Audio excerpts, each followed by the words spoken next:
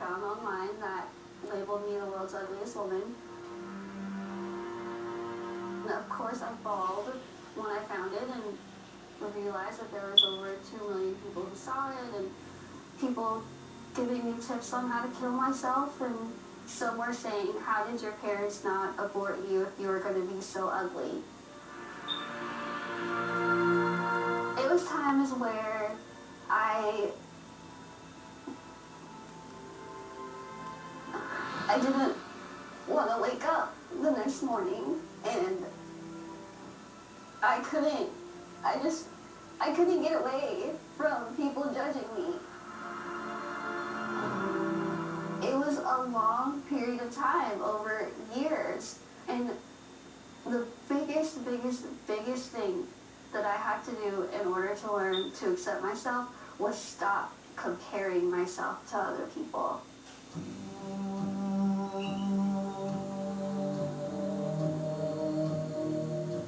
The road to self-acceptance involved some tough choices.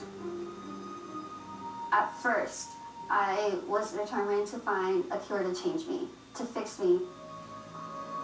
But we weren't coming up with any answers. I started getting more frustrated. 8 years ago, she made an agonizing decision.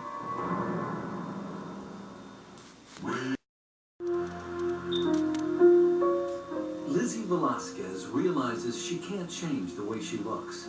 So instead, she decides to change the way she lives.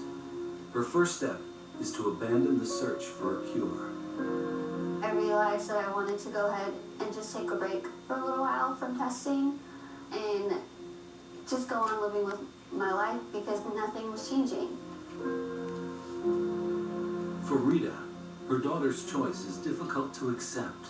It's hard to not know for me as her mom, but if she's okay with it, and her brothers and sisters are fine, so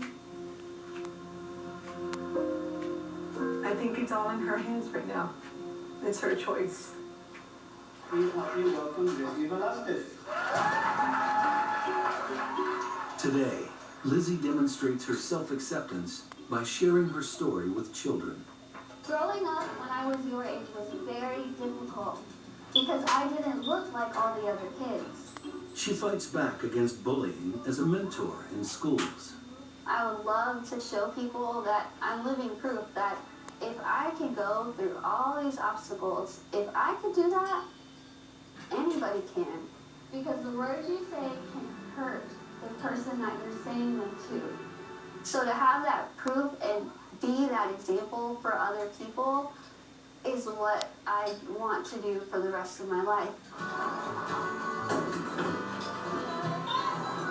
At just 23 years old, Lizzie's well on her way to achieving her goals.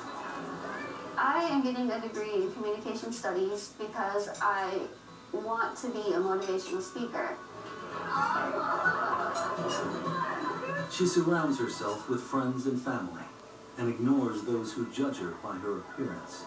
Oh, I thought you got a strike. As she lives life, one day at a time. I don't like to think of my life expectancy.